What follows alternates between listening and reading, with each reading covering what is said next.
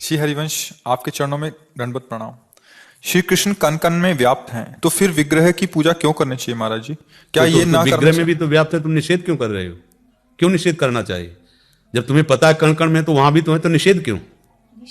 नहीं, निषेध क्यों नहीं? हमें उसमें तुम अपने तर्क को मत रखो। जब श्री कृष्ण कण कण में व्याप्त है तो मूर्ति में भी श्री कृष्ण है ना, तो फिर निषेध क्यों? फिर आप क्यों कहते हो क्यों पूजा करनी चाहिए? उनकी रुचि है, उनकी रुचि है। जब कण कण में व्याप्त है तो उसमें मानकर पूजा करें तो निषेध क्यों? ये वृत्ति क्यों? नहीं, गलत बात। जब ये तुम जानती हो कि श्री कृष्ण कण कण में है तो मूर्ति में भी है ना, तो पूज रहा तो प्रणाम करो उसको। उसके निषेध वृत्ति क्यों लाई रही हो? समझ पा रही हो? नहीं पा रहे?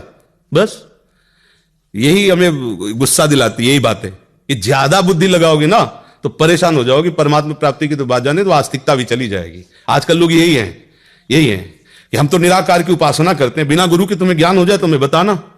गुरु आकार रूप में आता है, उसे माला पहनाते हो, प्रणाम करते हो कि नहीं करते? उसकी पूजा करते हो कि नहीं करते? तो बिना पूजा गुरु की किए तुम्हें ज्ञान हो जाएगा क्या? तो तुम गुरु की पूजा कर रहे हो, कोई अष्ट धातु की पूजा कर रहा है, कोई पांच भौतिक स्वरूप में मान के पूजा कर रहा है, कोई मृत्तिका में कर रहा है, कोई पाषाण में कर रहा है, कण कण में परमात्मा। तेरा विरोध क्यों? तेरा अज्ञान, तेरा अहंकार विरोध है, वो ज्ञान थोड़ी विरोध है। बात समझ रहे कि नहीं समझ रहे? हाँ, एक आए थे हमारे पास किसी बहुत बड़े, जिनका बहुत यश है, गंगा किनारे बैठे थे। तो उन्होंने कहा हम आपसे एक प्रश्न करें। 10-15 लोग थे।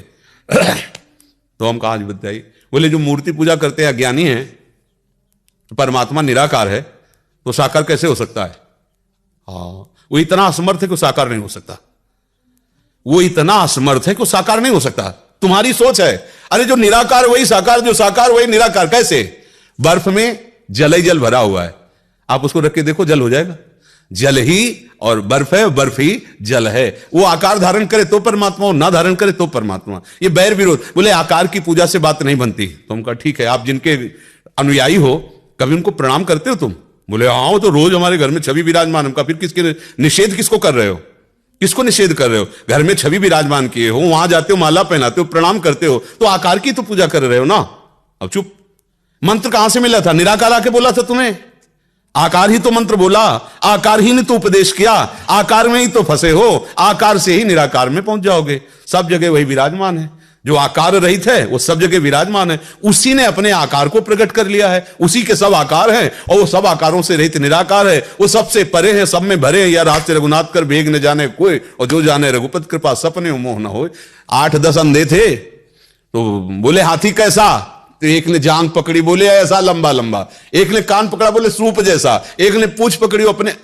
संपूर्ण हाथी तो नेत्र वाला देख के बताएगा, और नेत्र वाला हंस रहा है कि वो आपस में झगड़ रहे। नहीं, हाथी सूप जैसा। बोले हाथी नहीं, खंभे जैसा। तो एक ने खंभे की जैसी आकृति पकड़ी, उसकी जांग की, और एक ने सूप जैसी कान की, लेकिन वो हाथी के अंग हैं। संपूर्ण हाथी तो आंख वाला देख के बताएगा कि हाँ, संपूर्ण हाथी कह देगा तुम झगड़ो मत, तुम सब उसी हाथी के अंग का वर्णन कर रहे हो। संपूर्ण हाथी तुम, मैं देख रहा हूं, तुम नहीं देख रहे। जो संपूर्ण ज्ञानी है वो वही है जो निराकार साकार में कोई भेद नहीं देखता, जो जड़ चैतन्य में कोई भेद नहीं देखता, जो महात्मा दुरात्मा में भेद नहीं देखा। एक ही परब्रह्म परमात्मा विराज। ये सच्चा ज्ञान है, ये अज्ञान की बात।